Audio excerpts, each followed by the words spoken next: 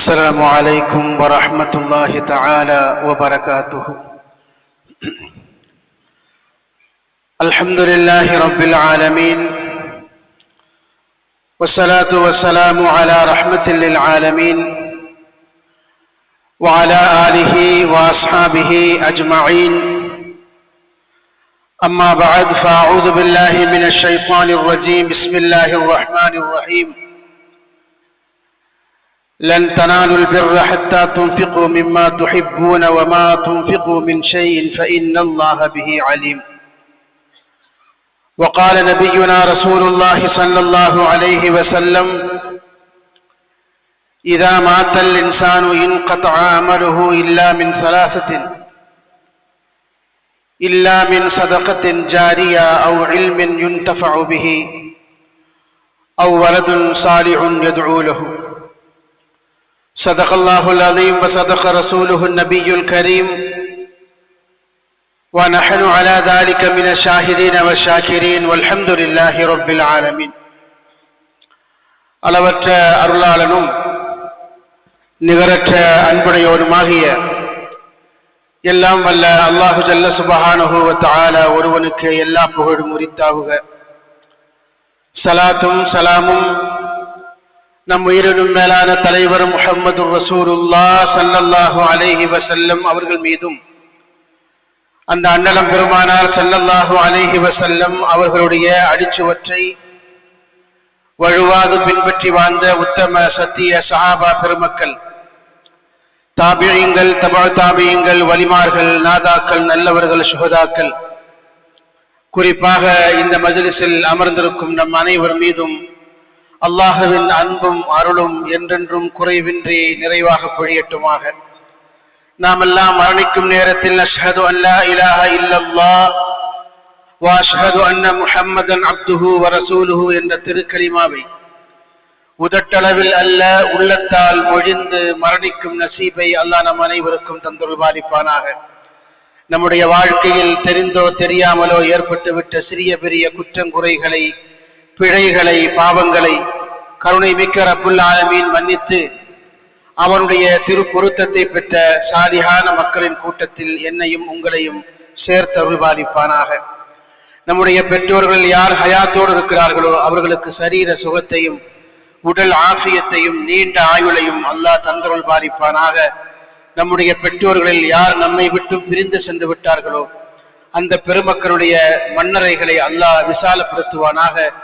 அவருடைய பிழைகளை பொறுத்தருள்வானாக.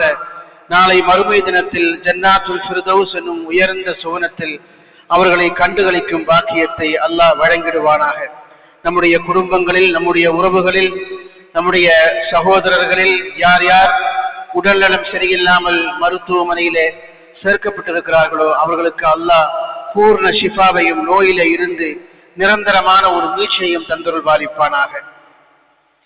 சங்கைக்கும் பெருமதிப்புக்கும் உரிய அல்லாஹ்வின் நல்லடியார்களே, இஸ்லாமிய சமய வளர்ச்சியிலும் அதனுடைய நாகரிகத்தை உலகமெல்லாம் கொண்டு செல்வதிலும் அதை எல்லா நாட்டு மக்கள் மத்தியிலேயும் பரவச் செய்து நிலைநாட்டியதிலேயும் வக்ஃப் என்று சொல்லக்கூடிய இந்த உயர்ந்த சதகத்துல் ஜாரியா என்று சொல்லக்கூடிய நிலையான தர்மத்திற்கு ஒரு பிரதான பங்கு உண்டு.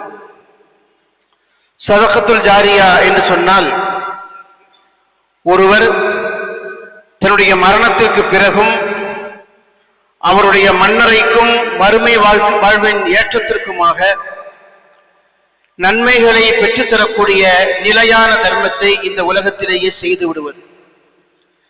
எனவே வக்ஃப் செய்கிறார் என்று சொன்னால் ஒருவர் தன்னுடைய சொத்திலே இருந்து, நிலத்திலே இருந்து ஏதாவது ஒன்றை அல்லாஹ்வுடைய பாதையிலே வக்ஃப் செய்கிறார் என்று சொன்னால் அதுவும் நிரந்தர நிலையான தர்மமாக இருக்கும் என்பதை நாம் கவனத்தில் கொள்ள வேண்டும். சதகா என்பது வேறு, சதகத்துல் ஜாரியா என்பது வேறு. ரெண்டுக்கும் வித்தியாசம் இருக்கிறது. சதகா என்று சொல்லக்கூடிய தான தர்மங்கள் எல்லா சமூகத்திலேயும் இருக்கிறது. எல்லா சமயத்தை பின்பற்றுகிற மக்களிடத்திலேயும் ஏதோ ஒரு வகையில் தான தர்மங்கள் செய்கிறார்கள். சதகத்துல் ஜாரியா என்பது இஸ்லாம் இந்த உலகத்திற்கு வழங்கி இருக்கக்கூடிய அதனுடைய தனிப்பட்ட கல்ச்சர். சதகத்துல் ஜாரியாவின் அந்த பண்பு என்பது இந்த உலகத்திற்கு இஸ்லாம் வழங்கி இருக்கக்கூடிய ஒரு அழகிய பண்பு. இமாம் ஷாஃபி ரஹ்மத்துல்லாஹி சொல்கிறார்கள், ஐயாமுல் ஜாஹிலியா என்று சொல்லக்கூடிய அறியாமை காலத்திலும் கூட சதக்கா இருந்தது, சதகத்துல் ஜாரியா இல்லை. இஸ்லாம் வந்ததற்கு பிறகுதான் முஸ்லிம்கள் மத்தியில் அல்லாஹ்வும் அல்லாஹ்வுடைய தூதரும் சதகத்துல் ஜாரியாவை அறிமுகப்படுத்தினார்கள் என்று இமாம் ஷாஃபி ரஹ்மத்துல்லாஹி சொல்கிறார்கள். நமக்கெல்லாம் தெரிந்த அடிக்கடி சொல்லப்படக்கூடிய நினைவூட்டப்படக்கூடிய ஒரு நபிமொழிதான். பெருமானார் ஸல்லல்லாஹு அலைஹி வஸல்லம் சொன்னார்கள், இதா மாத்தல் இன்சானு இன்கதா அமலுஹு, ஒரு மனிதன் இந்த உலகத்திலே இருந்து மரணித்து விட்டால் அவனுக்கும் துனியாவுக்குமான எல்லா கனெக்ஷனும் துண்டிக்கப்பட்டு விடும். அவனுக்கும் துனியாவுக்குமான எந்த கனெக்ஷனும் இருக்காது, மூன்று விஷயங்களை தவிர. ஒன்று சதகத்துல் ஜாரியா, அவன் ஹயாத்தோடு இருக்கிற பொழுது செய்துவிட்டு சென்ற நிலையான தர்மங்கள், அதனுடைய நன்மை அவருக்கு, அவருடைய மன்னரைக்கும் அவருடைய மறுமைக்கும் அது வந்து கொண்டே இருக்கும், நன்மைகள் வந்து கொண்டே இருக்கும். அதே போல பெருமானார் ஸல்லல்லாஹு அலைஹி வஸல்லம் இரண்டாவதாக சொன்னார்கள், இல்முன் யுஸ்தஃபவு பிஹி, அவருடைய இல்மை கொண்டு யாருக்காவது பயன் கிடைக்கும் என்றால் அந்த பயன்பாடு இருக்கும் வரைக்கும் அதனுடைய நன்மை அவருக்கு கிடைத்துக் கொண்டே இருக்கும், அவருடைய மௌத்துக்கு பிறகும் கிடைத்துக் கொண்டே இருக்கும். என் வழியாக நான் உங்களுக்கு ஒரு துஆவை கற்றுக் கொடுக்கிறேன், அது ஒரு இஸ்லாமிய வணக்க வழிபாடு குறித்த ஒரு செய்தியை நான் உங்களுக்கு சொல்கிறேன் என்று வைத்துக் கொள்ளுங்கள். அந்த துஆவை நீங்கள் ஓதும் காலமெல்லாம் நான் மரணித்து விட்டாலும் அதனுடைய நன்மை எனக்கு கிடைத்துக் கொண்டே இருக்கும். நான் ஒரு வணக்க வழிபாட்டு செய்முறையை உங்களுக்கு நான் சொல்லிக் கொடுத்து அதை நீங்கள் காலமெல்லாம் பின்பற்றி வாழ்ந்தாலும் கூட அதனுடைய நன்மை என் கபருக்கும் என் மறுமைக்கும் வந்து கொண்டே இருக்கும். மூன்றாவதாக நபிகள் நாயகம் ரசூலுல்லாஹி ஸல்லல்லாஹு அலைஹி வஸல்லம் சொன்னார்கள், வலதுல் சாலிஹுன் யதுஊ லஹு, ஒரு தந்தை மரணித்து விட்டதற்கு பிறகு அவருக்காக துஆ செய்யக்கூடிய பிள்ளை, அந்த பிள்ளையின் துஆ அந்த தந்தைக்கு கிடைத்துக் கொண்டே இருக்கும், அவர் கபரிலே இருக்கிற பொழுது மறுமை வரைக்கும் கிடைத்துக் கொண்டே இருக்கும். இந்த மூன்று விஷயங்களை தவிர அவனுக்கும் இந்த உலகத்திற்குமான எந்த தொடர்பும் இருக்காது என்று பெருமானார் ஸல்லல்லாஹு அலைஹி வஸல்லம் அவர்கள் சொன்னார்கள். அந்த அடிப்படையில் சதகத்துல் ஜாரியா என்று சொல்லக்கூடிய இந்த நிலையான நீடித்திருக்கும் இந்த தர்மத்தை இந்த உலகத்திற்கு சொன்னதும் அதை முஸ்லிம்கள் செய்ய சொல்லி தூண்டியதும் இஸ்லாம் என்பதை நாம் விளங்கிக் கொள்ள கடமைப்பட்டிருக்கிறோம். இஸ்லாமுடைய தனித்த பண்புகளில் சில பண்புகள் இருக்கிறது. அதில் ஒன்று அத்தாவும். தாவும் என்று சொன்னால் பரஸ்பரம் உதவி செய்தல்.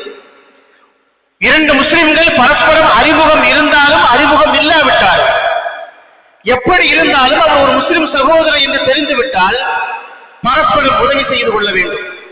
அத்தகாஃபுல் என்ற இன்னொரு வார்த்தை சொல்வார்கள், அவருடைய பாதுகாப்புக்கு பொறுப்பேற்றுக் கொள்ளுதல். இதுவும் இஸ்லாம் சொல்லக்கூடிய ஒரு அழகிய பண்பு. அல் உஹ்வா, சகோதரத்துவம். அவர் எந்த ஊரை சேர்ந்தவராகவோ இருப்பார், வேறு ஏதோ மொழி பேசக்கூடியவராக இருப்பார், அவருக்கும் நம்முடைய கலாச்சாரத்திற்கும் பண்பாட்டுக்கும் ஊருக்கும் எந்த தொடர்பும் இருக்காது. அஸ்ஸலாமு அலைக்கும் என்று தன்னை அறிமுகப்படுத்திக் கொண்டால் அவன் தன்னுடைய ஈமானிய சொந்தம் என்ற அடிப்படையில் அவன் மீது சகோதரத்துவத்தை வெளிப்படுத்துவதும் உதவி செய்வதும் அவனுக்கு தேவையான உபகாரங்களை செய்யக்கூடிய உக்குவத்து என்று சொல்லக்கூடிய சகோதரத்துவம், அதுவும் இஸ்லாம் சொல்லக்கூடிய ஒரு அழகிய பண்பு.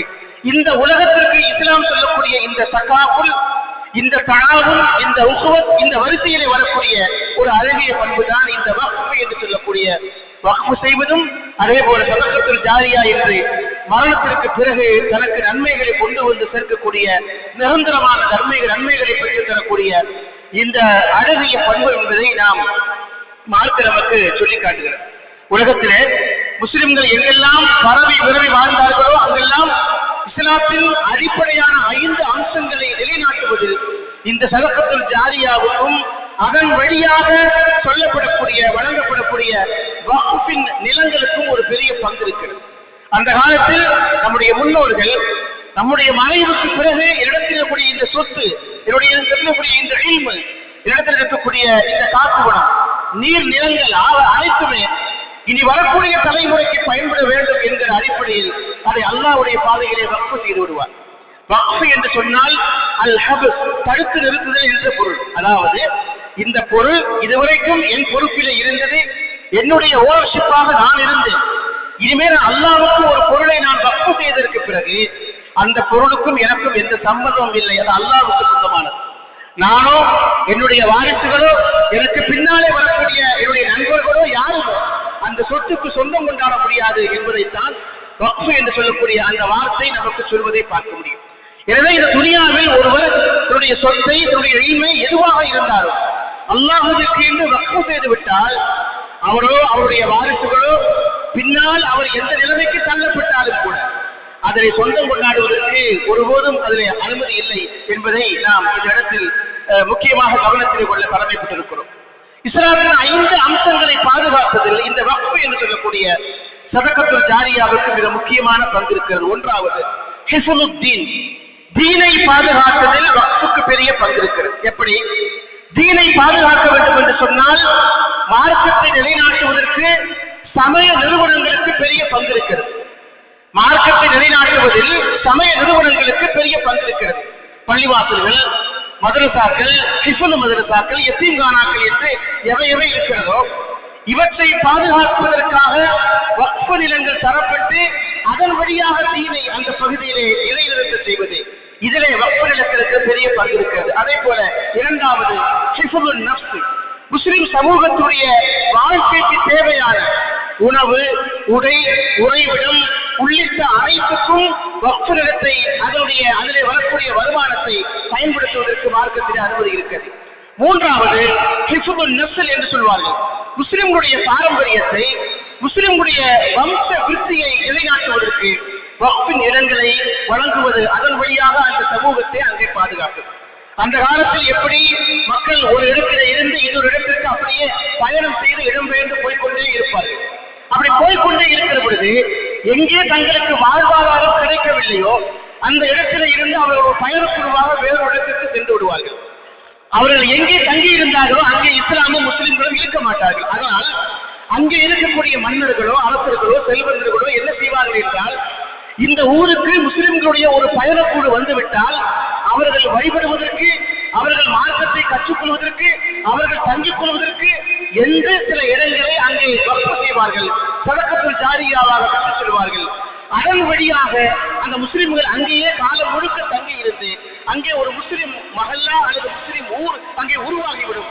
அதற்கும் வக்ஃபுடைய நிலங்களும் சொத்துக்களும் பயன்படும் என்பதை நாம் இந்த இடத்தில் புரிந்து கொள்ள வேண்டும். அதை அந்த வகையில் பார்ப்போம் என்று சொன்னால், உஸ்மானியா கிலாஃபத்து, அதே போல அப்பாசிகளுடைய ஆட்சி காலத்தின் போது மருத்துவமனைகள், குழந்தைகளை பராமரிப்பதற்கான நிலையங்கள், பிரசவித்த பெண்கள் ஓய்வெடுப்பதற்கான அறைகள், அதே போல முசாஃபிர்கானா என்று சொல்லக்கூடிய பயணிகள் தங்கக்கூடிய அறைகள், அதே போல தபாகானா என்று சொல்லக்கூடிய மருந்து கடைகள், அதே போல குத்துப்கானா என்று சொல்லக்கூடிய நூல் நிலையங்கள் என்று இதற்குத்தான் என்று எந்த வரையறையும் இல்லாமல் முஸ்லிம் சமூகம் எந்த வகையிலும் பாதிக்கப்பட்டு விடக்கூடாது, அது தன்மானத்தோடு வாழ வேண்டும், யாரிடத்திலேயும் அதை கையேந்தி ஒரு வாழ்வாதாரத்திற்காக அலையக்கூடாது என்பதற்காக அந்த காலத்து அரசர்கள், மன்னர்கள் தொடங்கி செல்வந்தர்கள் அத்துணை பேரும் இந்த தீனுக்காக, இந்த தீனை நிலைநாட்டுவதற்காக, அதை பின்பற்றி வாழக்கூடிய மக்களுடைய வாழ்வாதாரத்திற்காக தங்கள் நிலத்தை இந்த மார்க்கத்திற்காக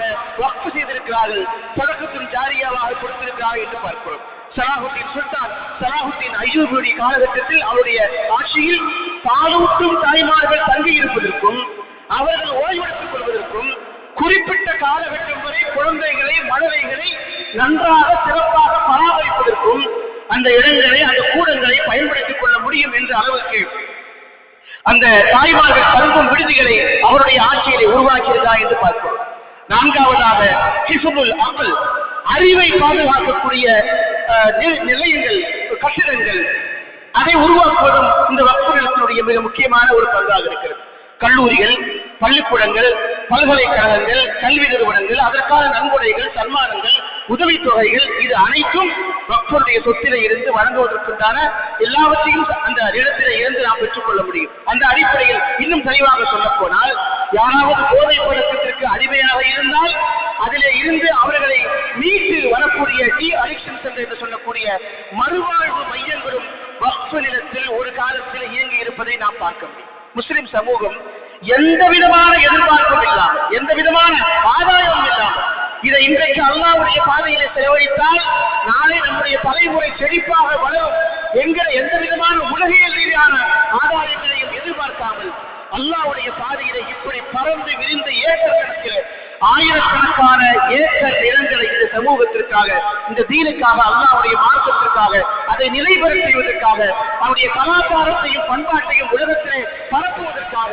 நம்முடைய முன்னோர்கள் வழங்கி இருப்பதை நாம் பார்க்க முடியும். அதே போல ஐந்தாவதாக வக்ஃப் நிலத்தில் ஹிஃபுல் மால் என்று சொல்லக்கூடிய முஸ்லிம்களுடைய பொருளாதாரத்தை பாதுகாக்கக்கூடிய பைத்துல் மால்கள், அவற்றையும் அந்த வக்ஃப் நிலத்திலே இயங்கக்கூடிய வாய்ப்புகளை அல்லாஹ் சுப்ஹானஹு வ தஆலா இந்த சட்டத்தின் வழியாக இந்த உம்மத்திற்கு வழங்கிய ஒரு பெரிய கொடையாக நாம் பார்க்க முடியும். இந்த பைத்துல் மால் என்று சொல்லக்கூடிய வழிமுறையின் வழியாக முஸ்லிம் சமூகத்துடைய சமூக பாதுகாப்பும் அவருடைய பொருளாதார பாதுகாப்பும் நிலைபெற செய்திருப்பதை நாம் பார்க்க முடியும். அந்த அடிப்படையில் பார்த்தோம் என்று சொன்னால், முஸ்லிம் என்பவன் நன்மை செய்பவன் மட்டுமல்ல, முஸ்லிம் என்பவன் நன்மை செய்பவன் மட்டுமல்ல, நன்மையை விதைப்பவன். அவன் நன்மையை விதைப்பதன் வழியாக அவனும் அந்த நன்மையை பெற்றுக் கொள்கிறான். அவனுக்கு பின்னாலே வரக்கூடிய தலைமையும் அந்த நன்மைகளை அறுவடை செய்து கொள்ள முடியும் என்கிற வகையில் தான் முஸ்லிம் சமூகத்துடைய இந்த பண்புகளை, இந்த சாலியான அமல்களை, அதை விட்டு செல்லக்கூடிய ஆசாறுகளை, அடையாளங்களை, பாயங்களை குறித்து அல்லாஹ் சுப்ஹானஹு வ தஆலா திருமறையை அறிமுகப்படுத்துகிற பொழுது இந்த வக்ஃப், இந்த ஸதகத்துல் ஜாரியா என்று சொல்லக்கூடிய இந்த அழகிய பண்புகளை குறித்து அல்லாஹ் அறிமுகப்படுத்துகிற பொழுது கஷஜரத்தில் தய்யிபா அஸ்லுஹா சாபித்துன் வ ஃபர்ஹுஹா ஃபிஸ்ஸமா, பூமியிலே ஆழமாக வேர்விட்டு வானம் முழுக்க கிளை வளர்த்தி இருக்கக்கூடிய ஒரு நன்மை தரக்கூடிய, பயன் தரக்கூடிய மரத்தை போல என்று அல்லாஹ் சுப்ஹானஹு வ தஆலா சொல்லி காட்டுகிறார். ஏதோ ஒரு காலத்தில் ஏதோ ஒரு இஸ்லாமிய மன்னர், ஒரு அரசர், ஒரு செல்வந்தர் வழங்கி இருக்கக்கூடிய அந்த நன்மையான அந்த காரியம், அது கட்டிடமாக இருக்கலாம், பள்ளிவாசலாக இருக்கலாம், மதரசாவாக இருக்கலாம், கல்லூரிகளாக இருக்கலாம், பள்ளிக்கூடங்களாக இருக்கலாம், முசாஃபிர் கானாவாக இருக்கலாம், அல்லது விருந்தினர் மையங்களாக இருக்கலாம், எதுவாக இருந்தாலும் சரி, அது பூமியிலே ஆழமாக வேரூன்றி காலம் உள்ளளவும் அதனுடைய நன்மைகளை அடுத்த தலைமுறை பெற்றுக்கொள்ளும் விதமாக செய்யப்பட்டிருக்கூடிய ஒரு நன்மையின் பெயர்தான் இந்த வக்ஃப் என்று சொல்லக்கூடிய ஸதகத்துல் ஜாரியா என்று சொல்லக்கூடிய இந்த தன்மை என்பது. இந்தியாவை பொறுத்தவரையில் 3 பேருடைய சொத்து இந்தியாவிலே அதிகமாக இருக்கிறது. ஒன்று ராணுவத்தின் சொத்து, இரண்டாவது ரயில்வே துறையுடைய சொத்து, மூன்றாவதாக வக்ஃப் வாரியத்திற்கு கீழே இருக்கக்கூடிய சொத்து ஏக்கர் கணக்கிலே இருக்கு. அது களவாடப்பட்டிருக்கிறது, அது திருடப்பட்டிருக்கிறது. திருடப்பட்ட சொத்தினுடைய கணக்குகளையே பிரம்மாண்டமாக இருக்கிற பொழுது வழங்கப்பட்ட சொத்துக்குடைய எண்ணிக்கை என்பது எவ்வளவு என்பது இன்னும் கணக்கிட முடியாத அளவுக்கு மிக பிரம்மாண்டமாக அது இருக்கிறது என்பதை நாம் பார்க்க முடியும். அந்த அடிப்படையில் இஸ்லாமிய நாகரிகத்தையும் பண்பாட்டையும் செழிப்பாக வைத்ததிலேயும் அதை அடுத்த தலைமுறைக்கு கொண்டு செல்வதிலேயும் இந்த வக்ஃப் நிலங்களுக்கும் அந்த நிலங்களிலே இடம்பெற்றிருக்கக்கூடிய கல்வி நிறுவனங்களுக்கும் பள்ளிவாசல்களுக்கும் வழிபாட்டு தலங்களுக்கும் மிக முக்கிய பண்பு உண்டு என்பதை நாம் கவனத்திலே கொள்ள கடமைப்பட்டிருக்கிறோம். இந்த பண்பு என்பது அல்லாஹ்வும் அல்லாஹ்வுடைய தூதரும் சஹாபாக்கள் மத்தியிலே அது அறிவுறுத்தப்பட்டு தூண்டப்பட்டு அவர்கள் வழியாக தொன்று தொட்டு வரக்கூடிய ஒரு பாரம்பரிய பண்பாடு என்பதை நாம் புரிந்து கொள்ள வேண்டும். ஹஜ்ரத் உஸ்மான் இப்னு அஃபான் ரலியல்லாஹு தஆலா அன்ஹு, ஹஜ்ரத் அப்துர் ரஹ்மான் இப்னு அவுஃப் ரலியல்லாஹு தஆலா அன்ஹு, அதே போல ஹஜ்ரத் தல்ஹா ரலியல்லாஹு தஆலா, இவர்கள் எல்லாம் தீனுக்காக செய்திருக்கக்கூடிய வக்ஃபின் அடையாளங்கள், அதனுடைய தடயங்கள் அனைத்தும் இன்றைக்கும் நாம் மதீனாவுடைய வரலாற்றிலே இன்றைக்கும் நாம் பார்க்க முடியும். போரில் கனிமத்தாக வெற்றி பொருளாக கிடைத்திருக்கக்கூடிய ஒரு சின்ன நிலத்தை ஹஜ்ரத் உமர் இப்னு கத்தாப் ரலியல்லாஹு தஆலா அவர்கள் நான் அல்லாஹ்வுடைய பாதையிலே வக்ஃப் செய்கிறேன் என்று சொல்லி பெருமானாரிடத்தில் அனுமதி கேட்ட செய்திகளை எல்லாம் நாம் வரலாற்றிலே பார்க்க முடியும். இஸ்லாமிய நாகரிகத்தில் பயணிகள் தங்குவதற்கான சத்திரங்கள், தவாகானா, எப்பில்கானா, குத்துப்கானா, பைத்துல் மால், விகாயா என்று சொல்லக்கூடிய இன்னொரு கட்டிடம். அது என்ன விகாயா என்று சொன்னால், அந்த ஊரில் ஏதாவது செல்வந்தரோ பணக்காரோ இருப்பார், அவர் பயன்படுத்தக்கூடிய, அவர் உண்ணக்கூடிய உயர்தரமான உணவு, அவர் உண்ணக்கூடிய அந்த ஊரில் கிடைக்காத, சீசனில் கிடைக்காத அரிய வகை பழங்கள், இவை நான் மட்டும் சாப்பிட்டால் போதாது, என் ஊருக்கு வரக்கூடிய பயணிகளும் சாப்பிட வேண்டும் என்பதற்காக ஒரு இடத்தை ஏற்பாடு செய்து அங்கே கொண்டு போய் இந்த உணவையும் பழங்களையும் கொண்டு வைப்பார்கள். வரக்கூடிய பயணிகளும் ஏழைகளும் மிஸ்கீன்களும் பக்கீர்களும் அங்கே சென்று அதை சாப்பிடுவார்கள். அந்த இடத்திற்கு பெயர் விகாயா. நம்முடைய முன்னோர்கள் எவ்வளவு பெரிய ஏற்பாடு செய்திருக்கிறார்கள் என்று பாருங்கள். இவ்வளவு பெரிய மகத்தான ஏற்பாடுகளை செய்திருக்கிறார்கள். அது மட்டுமல்ல, மனிதர்களுக்கு மட்டுமல்ல, பறவைகள், கால்நடைகளுக்கு கூட வக்ஃபுடைய இடத்திலே சரியான ஏற்பாடுகளை செய்து அவற்றுக்கு உணவு கிடைக்க வேண்டும், அவைகள் ஓய்வெடுத்துக் கொள்ள வேண்டும், அவர்களை இளைப்பாற வேண்டும் என்பதற்கான ஏற்பாடுகளையும் நம்முடைய முன்னோர்கள் இந்த வக்ஃபுடைய நிலங்களை பயன்படுத்தி நிறைய செய்திருப்பதை பார்க்கிறோம். இஸ்தாம்புல் என்று சொல்லக்கூடிய துருக்கியினுடைய தலைநகரத்தில் பறவைகள் சரணாலயம், ஏதோ ஒரு காலத்தில் உருவாக்கப்பட்ட பறவைகள் சரணாலயம் இன்றைக்கும் செழிப்பாக இயங்குவதை பார்க்க முடியும் என்று நாம் பார்க்க முடியும். அதே போல உஸ்மான் ரலியல்லாஹுடைய உஸ்மானிய ஆட்சி காலத்தில் 2500 பெண்கள் இந்த தீனுக்காக எவ்வளவு ஏக்கர் நிலங்களை தானமாக கொடையாக வழங்கி இருக்கிறார்கள், வக்ஃப் செய்திருக்கிறார்கள் என்பதற்கான ரெக்கார்டு, அதனுடைய ஆவணம் வைத்து பாதுகாக்கப்பட்டிருக்கிறது. உலகத்திலேயே சொல்லப்படக்கூடிய முதல் பல்கலைக்கழகம் ஜாமியா கர்வானியின் என்று சொல்லக்கூடிய மொரோக்கோவிலே இன்றைக்கும் இருக்கக்கூடிய அந்த பல்கலைக்கழகம் one of the largest spiritual and education centre of the Islamic golden age, இஸ்லாமிய பொற்காலத்தில் விளங்கப்பட்ட மிக முக்கியமான ஒரு பல்கலைக்கழகமாக அது அறியப்படுகிறது. அதுவும் கூட ஒரு பெண்மணி, அவருடைய பெயர் ஃபாத்திமா என்று சொல்லக்கூடிய ஒரு பெண்மணி அதை அல்லாஹ்வுடைய பாதையிலே வக்ஃப் செய்திருக்கிறார். ஃபாத்திமா அல் பிஹ்ரி என்று சொல்லக்கூடிய பெண்மணி ஹிஜ்ரி 857 ஆண்டு அல்லாஹ்வுடைய பாதையிலே அந்த பல்கலைக்கழகத்தை அதனுடைய இடத்தையும் ஏக்கர் கணக்கிலே அது வக்ஃபாக செய்திருப்பதை நாம் பார்க்க முடியும். அதே போல எகிப்தில் இருக்கக்கூடிய ஜாமியா அஸ்ஹர், அதற்கு ஏக்கர் கணக்கில் ஆயிரக்கணக்கான லட்சக்கணக்கான ஏக்கர் நிலங்களை அன்றைக்கு இருந்த பெருமக்கள் தானமாக கொடையாக வழங்கி இருப்பதை நாம் வரலாற்றை பார்க்க முடியும். இப்படி நம்முடைய முன்னோர்கள் வக்ஃபின் வரலாறுகளை நாம் பேசிக்கொண்டே இருக்க முடியும். அந்த பாரம்பரியத்தின் தொடர்ச்சியாகத்தான் உலகம் முழுக்க எங்கெல்லாம் முஸ்லிம்கள் தங்களுடைய வாழ்வாதாரத்தை தேடி இந்த தீனை பரப்புவதற்காக போனார்களோ அங்கெல்லாம் இந்த வக்ஃபுடைய நிலங்களை கண்டுபிடித்து அங்கே தங்கியிருந்து அங்கே ஒரு பள்ளிவாசலை மதரசாக்களை கட்டி அங்கேயே ஒரு கபரஸ்தான்களை உருவாக்கி அவர்களுக்கு தேவையான வாழ்வாதாரங்கள், வியாபார தலங்கள், கடைகள், சந்தைகள் என அனைத்தையும் உருவாக்கி முஸ்லிம்கள் அந்த இடத்துல இருந்து அப்படியே கொஞ்சம் கொஞ்சமாக பறவை உடவி உலகத்தின் எல்லா மூலைகளுக்கும் சென்றிருப்பதை நாம் பார்க்க முடியும். ஆயிரக்கணக்கான ஏக்கர் நிலங்களையும் கட்டிடங்களையும் கல்லூரிகளையும் வழிபாட்டு தலங்களையும் நம்முடைய முன்னோர்கள் தானமாக கொடுத்திருக்கிறார்கள். குறிப்பாக இந்தியாவிலே முகலாய மன்னர்கள் வக்ஃப் நிலம் என்று கொடுத்திருக்கக்கூடிய சொத்திற்கு கணக்கும் இல்லை, அளவும் இல்லை. அதுதான் இப்பொழுது பெரிய பிரச்சனையாக வந்திருக்கிறது. அவர்கள் கொடுத்திருக்கக்கூடிய அதற்கு ஒரு பெரிய அளவே இல்லை. இந்தியாவில் இருக்கக்கூடிய ஜாமியா மில்லியா என்று சொல்லக்கூடிய பல்கலைக்கழகம், ஜாமியா ஹம்தர்த் என்று சொல்லக்கூடிய பல்கலைக்கழகம், இப்படி உலக இந்தியாவில் புகழ்பெற்ற பல பல்கலைக்கழகங்கள் வக்ஃபுடைய நிலத்திலே இருக்கிறது. ஏன் இந்த அளவுக்கு என்று சொன்னால் டெல்லி ஒட்டுமொத்த நகரமே வக்ஃபுடைய நிலத்தில் தான் இயங்குகிறது என்று சொல்கிறார். டெல்லியிலே எங்கே சென்று பார்த்தாலும் முகலாய மன்னருடைய தடயங்களை, அடையாளங்களை நாம் பார்க்க முடியும். அவர்கள் நம் மீது இருக்கிற வெறுப்பின் காரணத்தினால், நம்முடைய வரலாற்றை மறைக்க வேண்டும் என்கிற காரணத்தினால் அங்கே இருக்கக்கூடிய தெருக்களின் பெயர்களை மாற்றுகிறார்கள். அந்த தெருக்கள் ஊர்களுடைய பெயர்களை, நகரங்களுடைய பெயர்களை, ரயில் நிலையங்களுடைய பெயர்களை மாற்றுகிறார்கள். ஆனால் டெல்லியின் மண் முழுக்க முகலாய மன்னருடைய அரசர்களுடைய அரண்மனைகள், கல்லறைகள், அவருடைய மக்பராக்கள், அவர்கள் வாழ்ந்த இடங்கள், அந்த குடும்பங்கள் வாழ்ந்திருக்கக்கூடிய தடயங்கள் சுற்றுலா தலங்களாக இன்றைக்கும் நாம் பார்க்க முடியும். அவர்கள் வரலாற்று புத்தகத்திலே இருந்து முஸ்லிமுடைய வரலாற்றை அழிக்கிறார்களே தவிர நிலத்திலே இருந்து, மண்ணிலே இருந்து நம்முடைய வரலாற்றை ஒருபோதும் துடைக்க முடியாது என்கிற காரணத்தினால்தான் குறுக்கு வழியிலே அதை அபகரிப்பதற்காக புதிதாக வக்ஃப் திருத்த மசோதா என்று சொல்லக்கூடிய ஒரு சட்டத்தை இப்பொழுது கொண்டு வந்து அதற்கு உள்ளே நுழைந்து கொண்டு நம்முடைய இடங்களை அபகரிப்பதற்கு பார்க்கிறார்கள் என்பதை நாம் இந்த இடத்திலே கவனத்திலே கொள்ள கடமைப்பட்டிருக்கிறோம். உலகம் முழுக்க இந்தியாவின் பெருமைகளை பறைசாற்றக்கூடிய தாஜ்மஹால், குதுப் மினார், பெரிய பெரிய கோட்டை கொத்தளங்கள், அரண்மனைகள், மன்னரைகள், கபரஸ்தான்கள் அனைத்தும் முகலாய ஆட்சியுடைய எச்சம் தான் என்பதை நாம் புரிந்து கொள்ள வேண்டும். அதே போல மைசூர் வேங்கை என்று சொல்லி அழைக்கக்கூடிய திப்பு சுல்தான் அவர் வழங்கி இருக்கக்கூடிய கொடைகளுக்கும் வக்ஃப் நிலங்களுக்கும் எண்ணிக்கை கொஞ்சமா நஞ்சமா எவ்வளவு கொடுத்திருக்கிறார். முஸ்லிம்களுக்கும் கொடுத்திருக்கிறார், எல்லா சமூக மக்களுக்கும் கொடுத்திருக்கிறார். அவரவர் சமூகத்தவர்களை வளமாக வாழ வேண்டும் என்பதற்காக, வழிபாடுகளை எந்த சண்டை சச்சரவும் இல்லாமல் செய்ய வேண்டும் என்பதற்காக அவருடைய தேவாலயங்கள், அவருடைய வழிபாட்டு தலங்கள், அவருடைய கோயில்களுக்கும் குளங்களுக்கும் திப்பு சுல்தான் அவர்கள் ஏராளமான சொத்துக்களை அவர் வழங்கி இருக்கிறார். இந்த நாட்டுடைய விடுதலைக்காக ஆங்கிலேயரோடு மோதி சண்டையிட்டு வீரமாக அடைந்திருக்கக்கூடிய திப்பு சுல்தானுடைய வாரிசுகள் இப்பொழுது எங்கே இருக்கின்றன?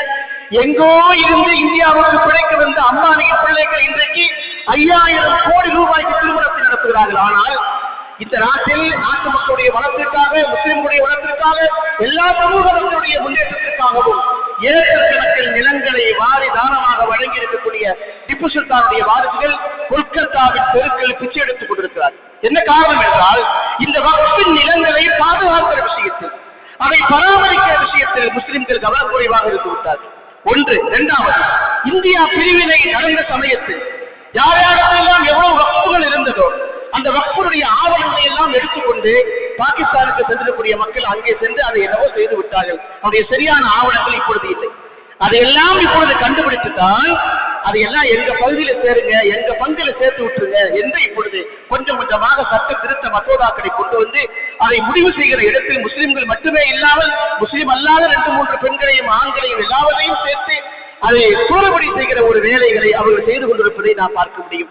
இந்தியா முழுக்க நாம் எங்கு பார்த்தாலும் இதை பார்க்க முடியும். கேரளாவிலும் தமிழ்நாட்டிலும் குறிப்பாக சென்னையிலே அமீருன்னிசா பேகம் என்று சொல்லக்கூடிய சகோதரிகள் இந்த மார்க்கத்திற்காக முஸ்லிம்களுக்காக வழங்கி இருக்கிற கொடைகள் பள்ளிவாசலாக சபஸ்தானமாக இன்றைக்கும் நாம் நம்முடைய சென்னை மாநகரத்துடைய பல இடங்களிலே பார்க்க முடியும். அடுத்த தலைமுறையுடைய முஸ்லிம்களுடைய முன்னேற்றத்திற்காக நம்முடைய முன்னோர்கள் விட்டு சென்றக்கூடிய மகத்தான பங்களிப்பு இந்த வக்ஃப் என்று சொல்லக்கூடிய வக்ஃப் நிலங்களும் அங்கே இயங்கக்கூடிய கல்வி நிலையங்களும் பள்ளிக்கூடங்களும் வழிபாட்டு தலங்களும் இது அனைத்தும் நம்முடைய முன்னோருடைய தீர்க்க தரிசனம் பாராட்டுகிறது. அவங்க ஒரு பள்ளிவாசல ஒரு நிலத்தை வக்ஃப் செய்யும் போது அந்த காலத்துல ஒரு 30 வருஷம் 50 வருஷம் 100 வருடங்களுக்கு முன்பு ஒரு இடத்தை முஸ்லிம்களுக்காக வக்ஃப் செய்கிற பொழுது பள்ளிவாசலுக்காக கொடுக்கிற பொழுது அந்த ஊர்ல எண்ணி பார்த்தோம்னா 10 முஸ்லிம் கூட இருக்க மாட்டாங்க. ஆனால் 100 வருஷங்களுக்கு பிறகு 50 வருடங்களுக்கு பிறகு இந்த ஊரில் 2000 பழக்கட்டு வரும், 3000 பழக்கட்டு வரும் என்பதை புரிந்து கொண்டு மிக பிரம்மாண்டமான இடங்களை இன்றைக்கு நம்முடைய கிராமங்களுக்கு தான் பார்க்க முடியும்.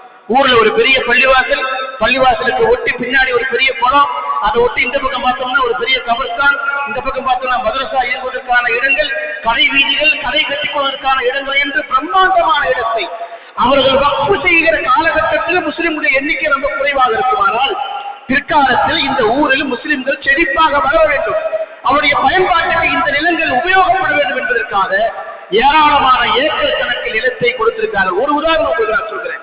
நம்முடைய இந்த பள்ளிவாசல் தொடங்கப்பட்டு இது 75வது ஆண்டு. இது 75வது ஆண்டு. இந்த இடத்தை வாங்கி இதை வக்ஃப் செய்கிற பொழுது எக்மோர் எப்படி இருந்திருக்கும்? எக்மோர்ல என்ன இருக்கும் யோசித்து பாருங்கள். ஒரே ஒரு ரயில் நிலையம் இருந்தது, 4-5 வண்டிகள் இருந்தன, 1-2 ரயில்கள் வந்து போகும், கொஞ்சம் வெள்ளைக்காரர்கள் சுற்றி கொண்டிருப்பார்கள், அவ்வளவுதான். அந்த காலத்தில் ஒரு குறைந்த எண்ணிக்கையில் குறைந்த தொகையை கொடுத்து ஒரு இடத்தை வாங்கி இருக்கிறார்கள். இன்றைக்கு ஒரு 2000 பேர் தொடரக்கூடிய ஒரு பள்ளிவாசலாக இது பரிணமித்து இப்படி வாழ்ந்திருக்கிறது. இதுதான் வக்ஃபுடைய பயன். இது அடுத்துடைய கண்களை உறுத்துகிறது.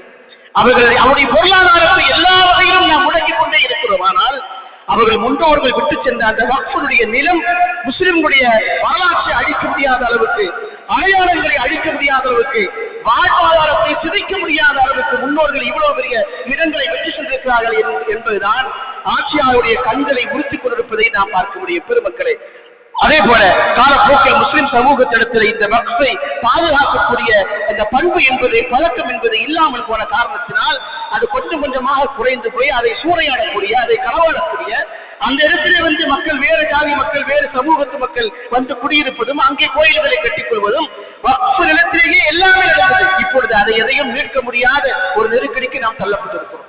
அப்படி தள்ளப்பட்ட அந்த சூழ்நிலையை கருத்தில் கொண்டுதான் எப்படியாவது இது குறுக்கு வழிகளே வளைத்துக் கொண்டுவிட வேண்டும் என்பதற்காக இப்படி ஒரு சாரியத்தை செய்கிறார்கள்.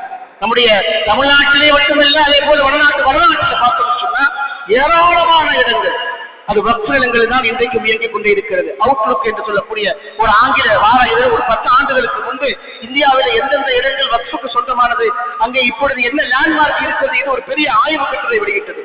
அதுல மும்பையில் அம்பானியின் வீடு வக்ஃப் நிலத்திலே இருக்கிறது. பெங்களூரில் இருக்கக்கூடிய மிக பிரம்மாண்டமான கோல்ஃப் மைதானம் வக்ஃப் நிலத்திலே இருக்கிறது.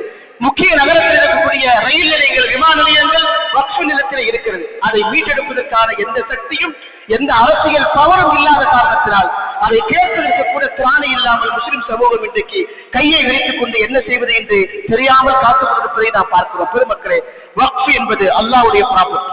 அது அல்லாஹ்வுக்கு சொந்தமான ப்ராப்பர்ட்டி. யாரும் இந்த உலகத்தில் அதை சொந்தம் கொண்டாட முடியாது.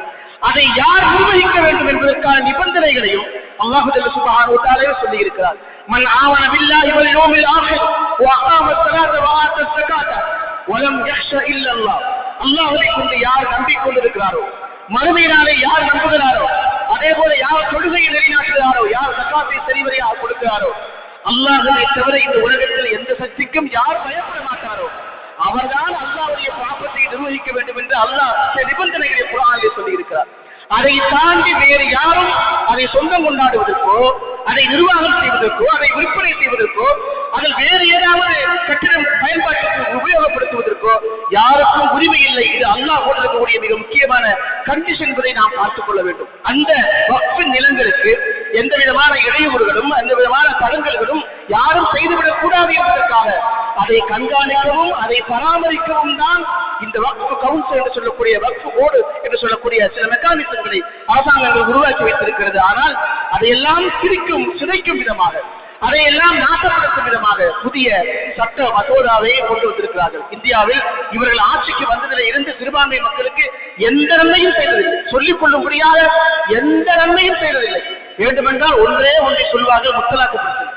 நாங்கள் கொண்டு வந்த முத்தலாக்கின் மூலமாகத்தான் முஸ்லிம் சமூகத்தில் முஸ்லிம் பெண்கள் மகிழ்ச்சியாக இருக்கிறார்கள் என்று எல்லா இடத்திலும் அவர்கள் பீற்றிக் கொள்கிறார்கள். ஆனால் அதை தாண்டி குஜராத்திலே பல்லாயிரக்கணக்கான முஸ்லிம் பெண்கள் கற்பு சூறையாடப்பட்டு எங்கே போனார்கள்?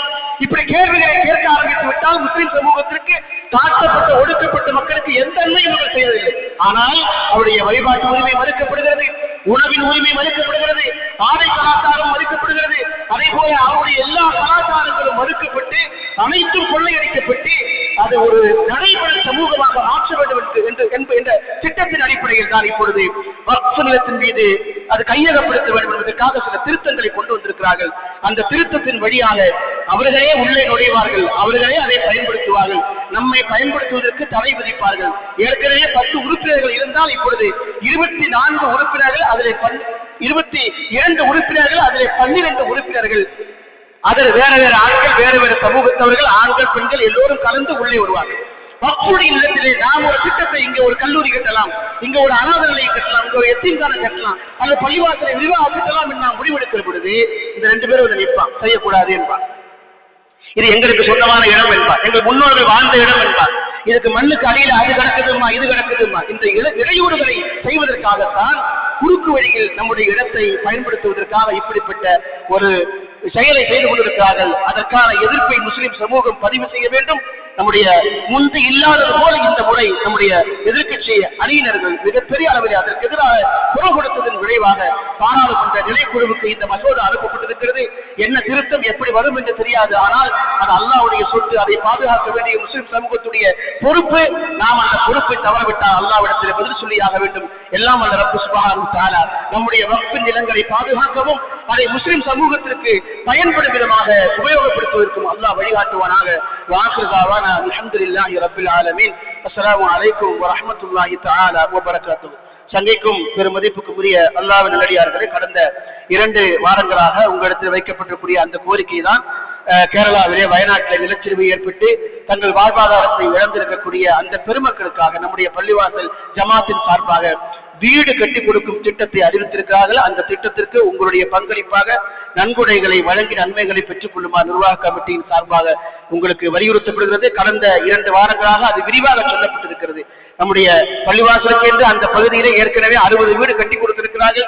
சென்னையிலே மழை வந்த பொழுதும் திருவள்ளூர் பகுதியிலே நம்முடைய பள்ளிவாசல் சார்பாக 20 வீடுகள் கட்டிக் கொடுக்கப்பட்டிருக்கிறது. இந்த வரிசையிலே புதிதாக இந்த பாதிப்புக்கு உள்ளான பெருமக்களுக்கு சரியான இடத்தை தேர்வு செய்து நல்ல வசதியான அவர்கள் காலமெல்லாம் நிம்மதியாக வாழக்கூடிய வீட்டை கட்டித்தர வேண்டும் என்று பள்ளிவாசல் நிர்வாகம் முடிவு செய்திருக்கிறது. தமிழ்நாட்டில் எந்த பள்ளிவாசல் நிர்வாகமும் இப்படி ஒரு தனியான முடிவு எடுத்திருக்குமா என்று தெரியவில்லை. அந்த முடிவு, அந்த திட்டம் நம்முடைய பள்ளிவாசலில் இருந்து தொடங்க வேண்டும். நம்முடைய ஜமாத்தாருடைய பங்களிப்பு அதில் இருக்க வேண்டும், அவர்களுடைய முதல் பங்களிப்பாக அது இருக்க வேண்டும் என்ற அடிப்படையில்